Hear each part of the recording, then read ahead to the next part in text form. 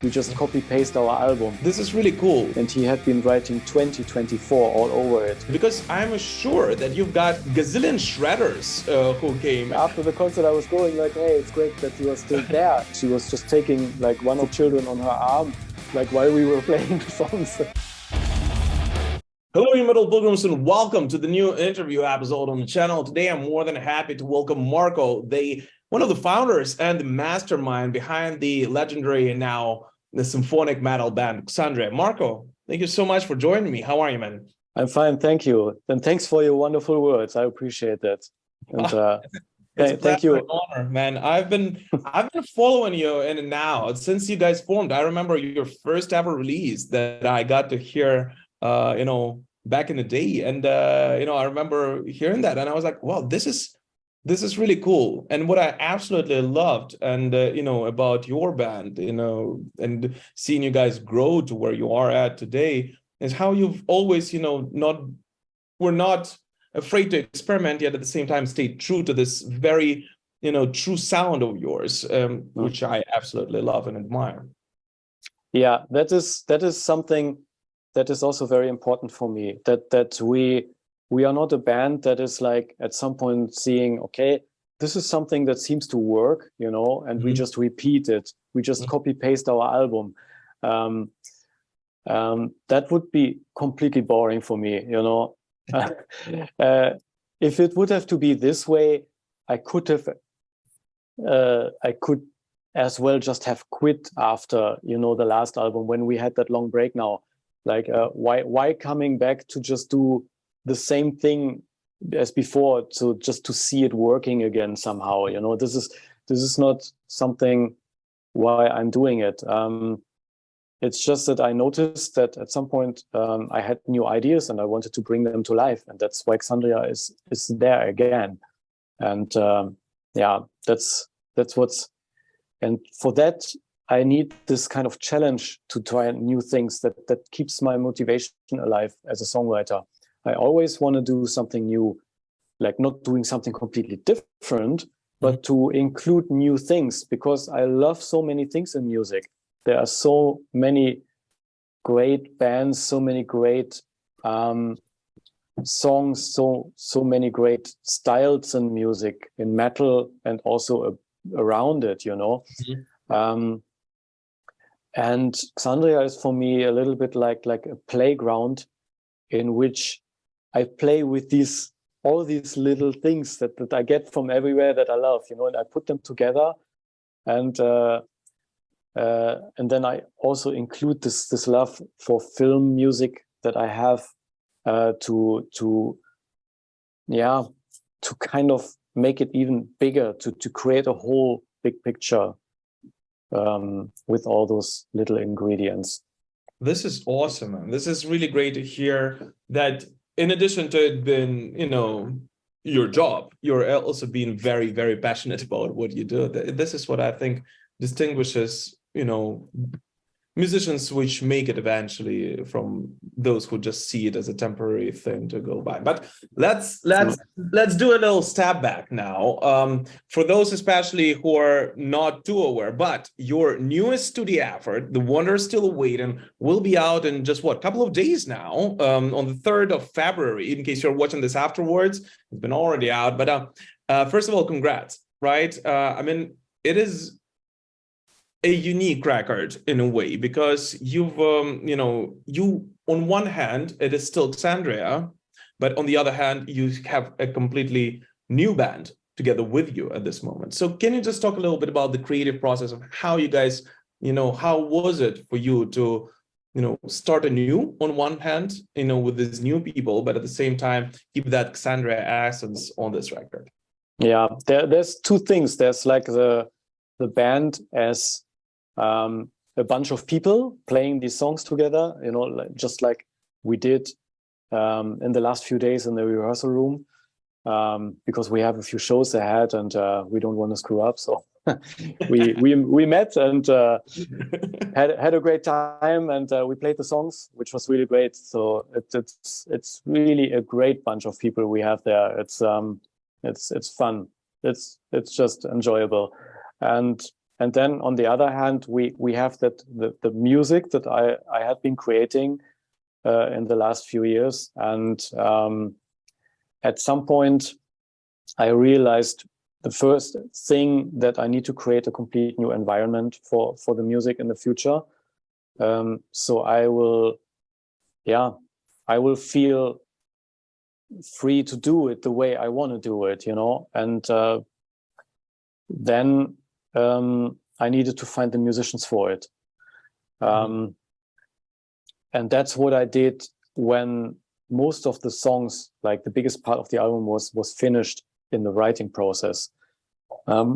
So I did that always in the past, not just this time, that musical ideas for me is something that I need to develop when I'm in my own little universe, Most of the time I'm on my own. I'm in some situations, I'm driving my car, I'm walking through the forest, or I'm on holidays and I'm sitting on the beach, and everyone around me is playing like beach volleyball, and I am having a song idea all of a sudden. And I think like, oh man, okay, where do I have my phone? I need to record this, and then I go into my little universe, a little bit in solitude at home, I work on this idea until I think it's something that I can present to other musicians to work on it together with them. But to really let the idea grow, I need to be on my own. And so I need to have this kind of surrounding for it, this environment, better said. And yeah, it just turned out that that I needed to have a new start for this. I was creating most of the album without having a band, just having ideas, working on music, and then at some point, okay, this could be something, like this could be a new album, like it's even feeling that good that it should be a real band again, so I need to find musicians to do it. The only one who was there from the beginning was Ambre, the singer, because I knew her already from before. Okay. We were working. Will be eventually working with you either under the name Xandria or some other name. Did you already, when you were writing those songs, did you have them in mind? Did you have her voice in mind? Ready? Yes, because we were working already on some other ideas before together. Just playing around with some ideas that were not necessarily something that had a direction already. There are even some of the elements that we later put into the new Xandria songs. But basically it was not meant like that in the beginning. But when I had the first ideas that were really supposed to be Xandria songs, I immediately had her voice in mind, because we were just working on some other music together, and she just is doing all the things that I wanted in the new Xandria songs. So it was kind of naturally coming together. We were just talking about it then, and we were recording her vocals on some of the new ideas, and it was just great. So we just continued that way until, the album was practically written. And that was the point on which we thought, okay, we need to make a whole band out of it. And then we were looking together for new musicians. That's awesome. But can you be honest, when the previous lineup, split, did you consider it quits for Xandria, or did you know that you will make this band ironically reborn? Yeah, not even ironically. I mean, the song is about that. Yeah, of course. Let's say in the first time, I was not sure where it would be going in the future. So we were talking about having a break for some time to just breathe, Sometimes you just need to breathe, to think, to just also become, for myself, like to become Marco the private guy and not Marco, the musician of Xandria, just to find myself again and to, from that base, think about the music I want to do again. And so we took a little bit of a time off. And in the process, I was not thinking really of where it should go to the whole time, because that was the point of it, to not think of it too much for some time, to just let the feeling come naturally to each of us about what it will be in the future and where we stand, you know. And at some point, when I was realizing, okay, I have kind of the feeling that we were going into different direction. We want different things. And then we were talking and we were deciding to each go their own way, you know. So that's what happened then. We are still, you know, we have still a lot of respect for each other. It was not like splitting in a big fight or something like that. It's just sometimes you just see, even if you like each other as persons, which we do, you see that you want different things, and you can only sacrifice one of those things. You know what I mean? Fortunately, yeah. Or if you make the wrong decision, you sacrifice all of it. You know, you get into so much disagreements that you even cease to be friends, and the art, the music, has suffered a long time before already.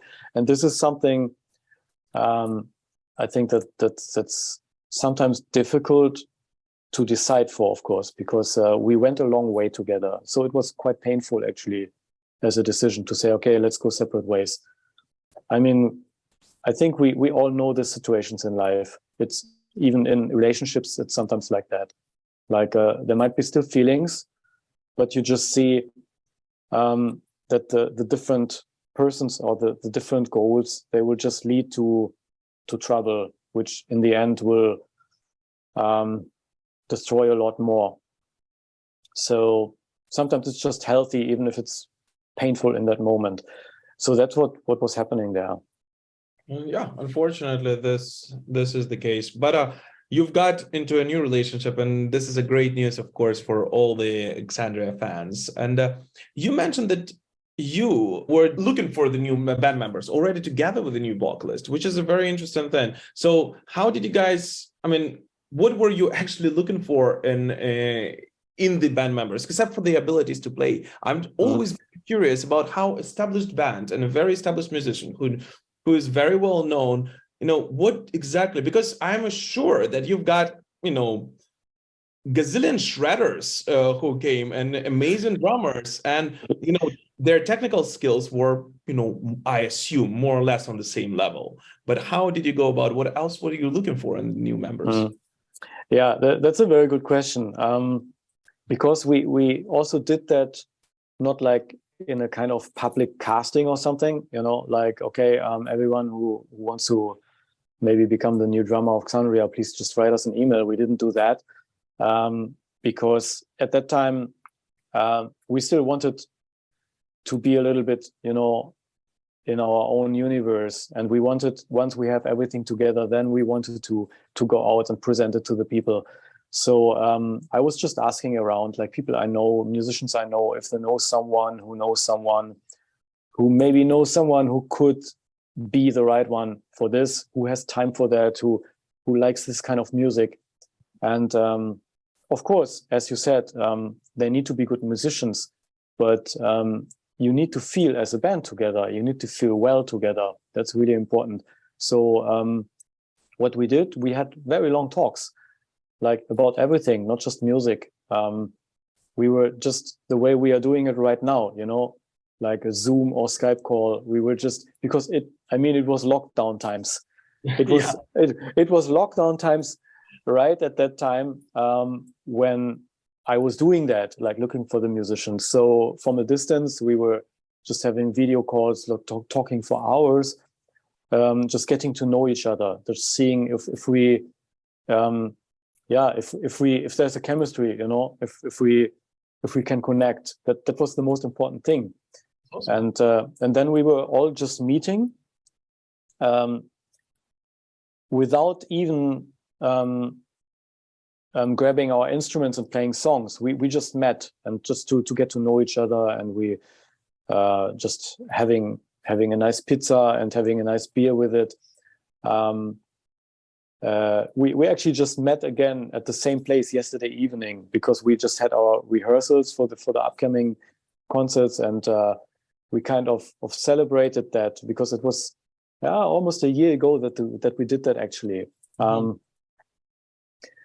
And at that point already, like 1-2 hours in, sitting together like this, we already had the feeling all together. We were laughing, you know, we were telling stories.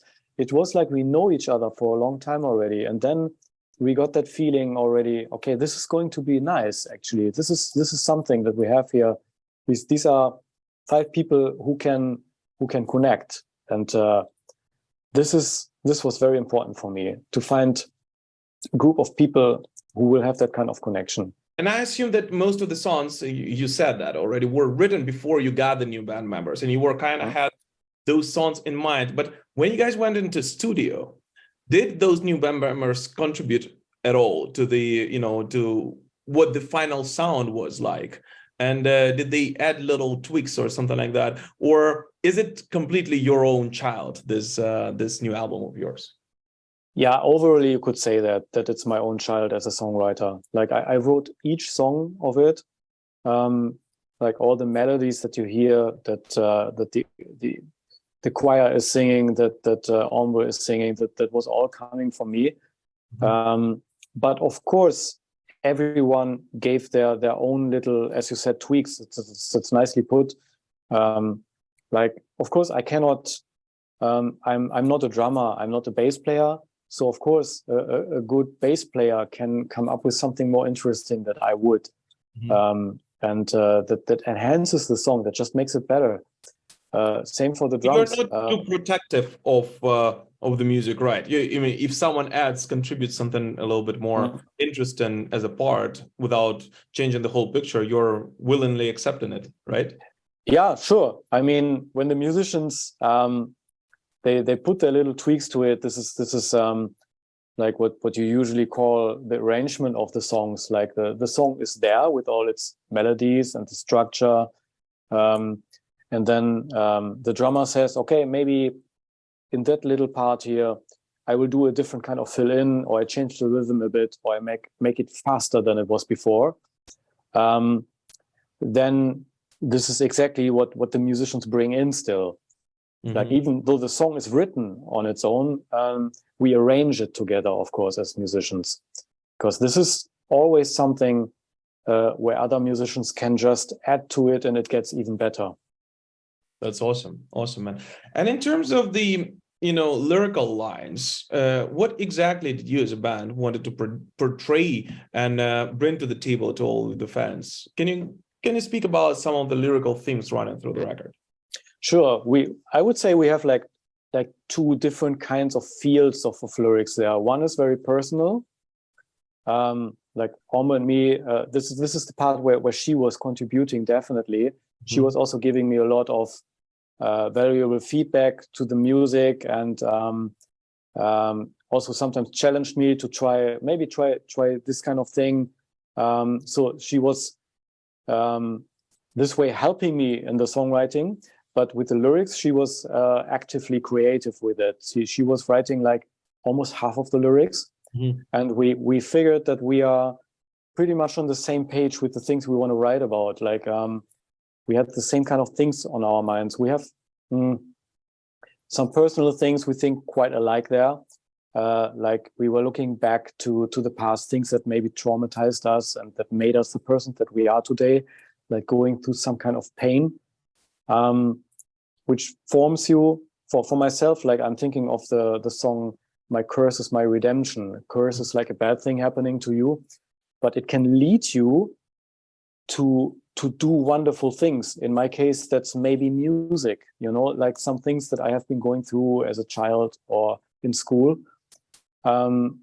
have maybe stopped me from, I don't know, maybe becoming a football professional or something like that, you know, but rather be the nerd staying in his place and trying to learn the guitar. And at some point I became a musician. Who knows? But I'm pretty sure that some of the things that we do and that we also can give to the world, give to other people, are actually also coming from moments in life changing us through painful things. And this is the topic of that song. And it's quite personal, those kind of topics. There are also some other songs that have those like kind of like self-reflecting topics. Mm-hmm. But the other big part of the lyrics, and this is also where the title of the album comes from, The Wonder Still Awaiting.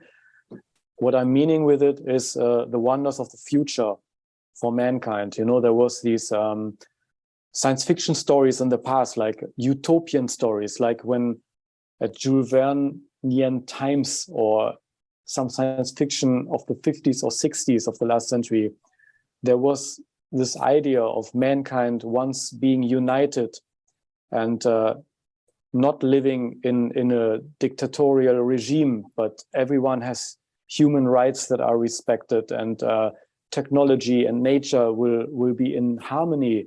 We are not destroying our planet anymore. You know, these kind of utopian ideas.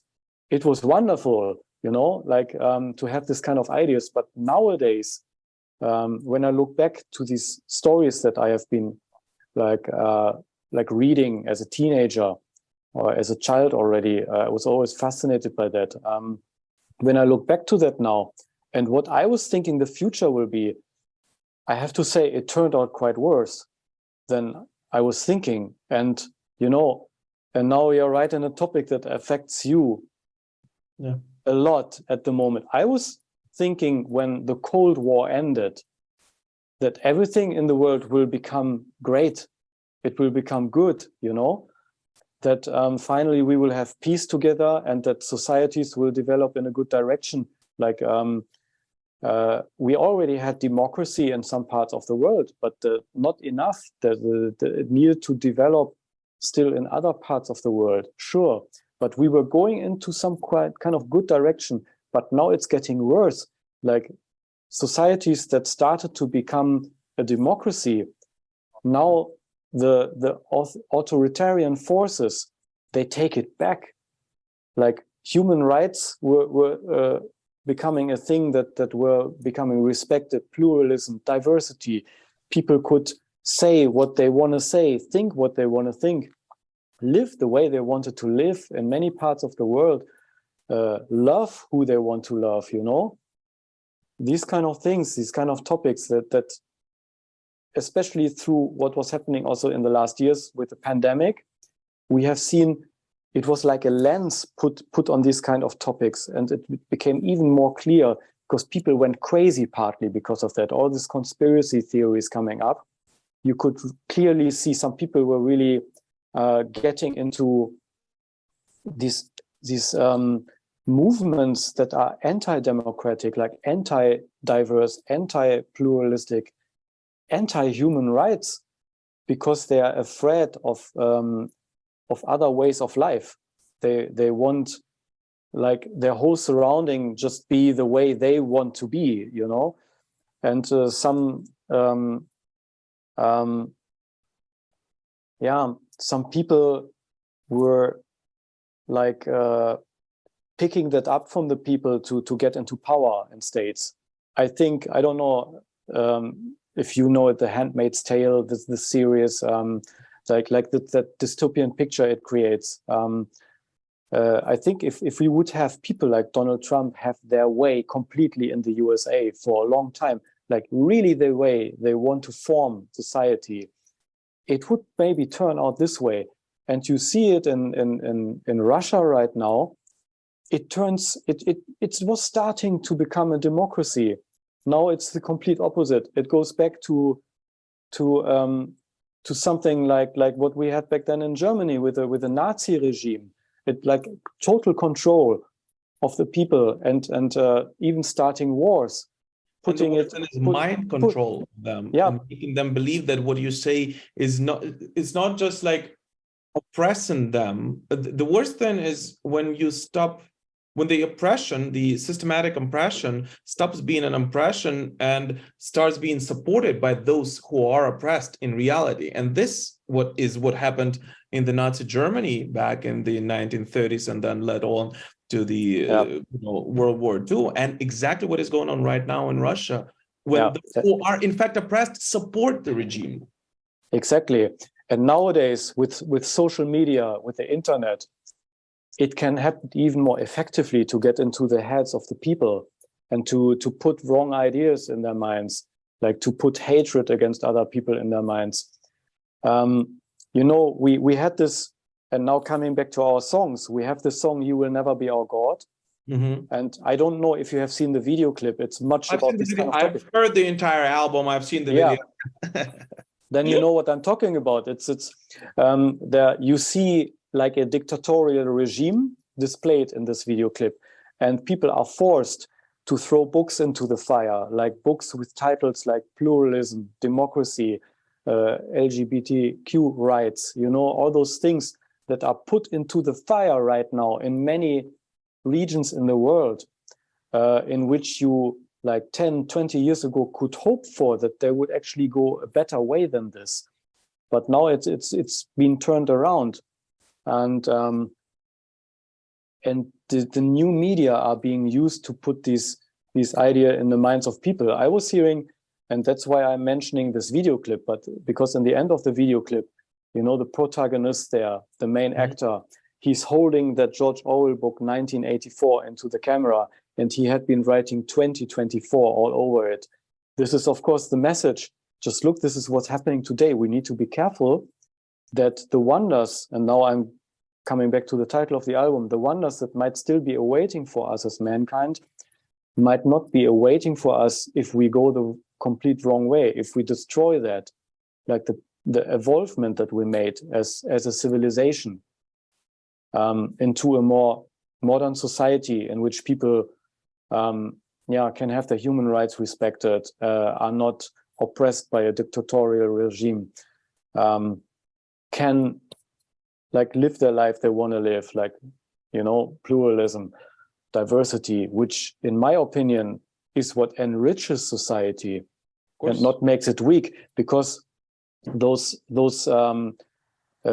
dictatorial leaders, they want to put in the minds of people that it makes our society weak if we let people be free to do what they want and think what they want and live different ways of life. But it's not true. In my opinion, this is not true. We need to be diverse, and we need to let people have their freedom. Of course, always by respecting the freedom of others. This is the key for it. And this is this message of that song. It's just You Will Never Be Our God with that 1984. It's just, you can see it in so many parts of the world right now, like in what's happening in Russia right now. And the government is even accusing the government of the country that they have been attacking with a war that was not provoked at all by being what they are. They are saying, we go there to fight Nazis? Sorry, what? What?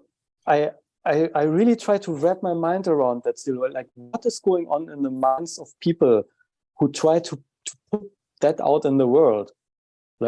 You are turning, you in the Kremlin, you are turning your own state that was actually on a good way at some point. You are turning this into a Nazi state right now, and you're accusing others who live in a democratic state of that. I don't understand that. We have this saying, Nazis of the future will be called the anti-Nazis. And this is exactly what is happening right now. Accusing someone, and they didn't stop. We are in Ukraine, we're monitoring, we have the programs who are monitoring. I'm head of the nonprofit here on the ground in Ukraine, and we're monitoring their state media and their narratives all the time. And then in addition to us being Nazis, after Germany announced support for Ukraine, Germany's our Nazis once again now. And before that, the Brits were, and the United States and Poland are, of course, the Nazi states as well, according to them. So this is just, it is beyond comprehension of people who are thinking straight. I don't think that the heads of the people who are not influenced by this heavy propaganda on a daily basis can fully comprehend, and understand that, because your critical thinking stops you from, believing in that right away, right at the very beginning. When those who've been immersed into this grew up like this, I don't want to say that they're beyond saving at this point, but but their heads receive this as the normality, and the moment they hear the actual truth, they repel it right away, because this doesn't go into their narrative of the world at this point already, because they've been fed the lies since they were born, and this is a huge problem. And this is when I always say, and I know we're going into a different topic here, but I always say, and I'm very much of a nerd like yourself, and I've been always, I think most of metalheads, which is a great thing, but I'm a huge Tolkien nerd. And, Tolkien's narrative is that always the evil should be fought while it is still young and small, right? It is very hard to fight it when it gets stronger. And this is what we as a society did not do. When Putin attacked first Chechnya and then Georgia and everyone, we all closed our eyes. Now it's much harder to fight it. Yeah, that's right. Thank you so much for that. And I want to add to this topic still that seeing these things going on, this made me and also Ambre, who were writing the lyrics for this album together, seeing this in the last years, in many parts of the world, this kind of pattern going on, like Brazil, for example, with Bolsonaro, like same thing like in the USA, like in a democratic election, it does not get accepted, because this is when the mask is falling.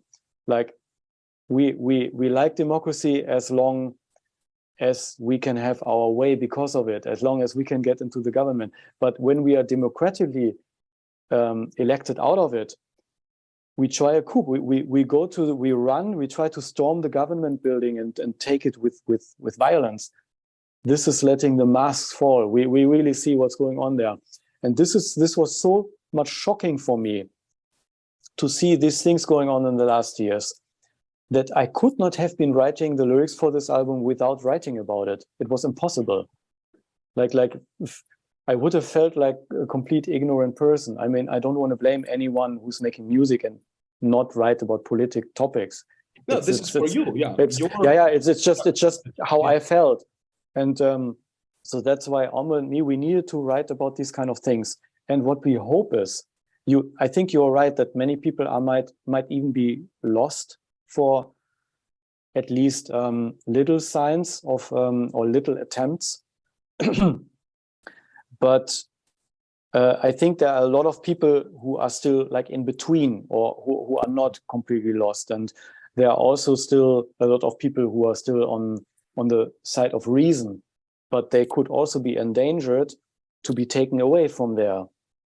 And so that's why it was important for us, even if we can maybe not do much as a band, but to at least make a video clip like "You Will Never Be Our God" with that message, to show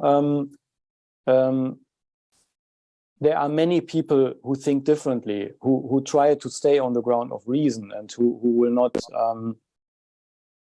who are not supporting hatred for other people, who are for tolerance, and who are raising a voice. It's to maybe, even if we cannot really change the world by writing about that on a music album, we can still maybe ensure some people who are thinking the same to stay with that opinion, to stay on that ground, you know? because, okay, I like that band. And if they say they are actually having the same things in mind as I do, that ensures me to stay there. And this is maybe something that we can do as musicians. This is great. And I feel like many metal, metal has always been the music of freedom, right? It is a music of, I don't believe that it is a music of hatred. Despite anything that anybody else says, it is not. It is actually the music of freedom. And freedom is the most important topic that has been running through heavy metal community throughout the years, starting with Black Sabbath and Judas Priest and up until today with Xandria, In Flames or anybody else. And I think this is very important. And I very much respect every band that's making a stand into whatever their beliefs are, but that they are actually making that. So Marco, thank you so much for that. And I really appreciate that. I know that we've been running a little bit longer than supposedly, but if you don't mind, just to wrap it up, a couple of questions and that's it. And so Marco, totally fine. What is next for Xandria? I know you've been reborn as a band, and it is a great sign for every fan of the band and for every symphonic power metal band, just fan of heavy metal, because this is a great sign. And you are reborn. As I already mentioned, I've had the pleasure of listening to the album a little bit earlier than most of the mortal human beings. And I, as a person who've been following you for many years, can say that it is a great album. It is very cohesive. It was very easy to listen to it from the very beginning until the very end, and it's very enjoyable. I'm not going to do any spoilers before Friday, but thank you very much for your words. Thank you. That's really great to hear. And I mean it. And I actually mean it. But what is next for Xandria? Where do you want to take it with this lineup? And what are your goals for the band? Yeah, it has been quite some years now that the name Xandria was not going around in the world, and this is what we want to do now. We want to literally go around the world, as much as the world of nowadays that we've been just talking about it allows it still in the same way, because a lot of things happening in the meantime. It's also more difficult for bands nowadays to tour, but we want to do that, of course. This is what we want to do. We want to go on tour. We want to meet the fans personally. We want to celebrate music with them. We want to go everywhere where we have been going in the past. Like we have been in Asia, we have been in South America,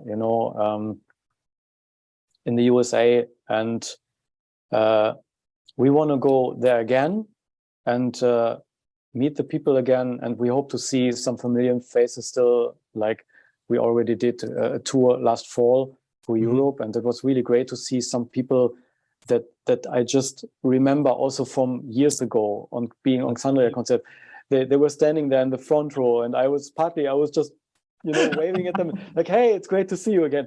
And after the concert I was going like, hey, it's great that you are still there, because that's awesome. With everything happening in the last years, the pandemic, you never know if people are still there actually, and it was filling my heart with warmth to see them again. So that was really great, and I hope we can have that even more in the future, like to tour the world and to meet the people again. That would be really great. This is what we want to do first before I even think of doing new music. This is great. And just know that we'll be very, very happy to welcome you in Ukraine after victory and show you around. And it's going to be a very, very warm welcome for you guys. And, after I would love that, because what I also just wanted to say is, and we want to go to parts of the world in which we have not been in the past. And that would be Ukraine, for example. Yeah. That would be really great. An army of supporters here, and when I announced that I'll be talking to you, and because I have a Ukrainian channel and an international channel, on the Ukrainian channel, a lot of people went like, "Oh my God, ask him when he's coming here." So you have to come, man. After that, yeah, right, man. And in order first opportunity. In order to close the episode, what I would absolutely love for you, since you've mentioned about your tour with Visions of Atlantic and everything else, tell us one crazy-ass story which happened to you on the road with the band. anytime, either this year or last year, or during the previous times? There were so many things happening because we go with tour buses, and sometimes it breaks down, and you just spend the night in a town that you have never heard of even before, and then you end up in a restaurant, and they serve you the specialties of the area, and it just becomes one of the greatest evening in your life, and you would have never thought these kind of things. We had that one time in the middle of France, actually. That was really great. Crazy stories. Oh man. Something you can share with us? There was one. We were supposed to play in a hotel, and but actually outside they built up a little stage in the garden. Mm-hmm. And but then a storm was coming, and it was raining like crazy. It was super stormy, and the stage was built in a not that solid looking way, and we were a bit afraid, like if we would go there, like the whole thing would break down on our heads. And so we had to play in the hotel restaurant, which was really a little bit awkward. So they put a few tables away, and there were people sitting who were not even there for the concert, and we just played there. And then there were children. Yeah, and then there were children coming. And I remember that our singer was just, it was Lisa back then. She was just taking like one of the children on her arm, like while we were playing the songs. And we were served food, and the people were talking, and that was crazy. It was sometimes, and we were.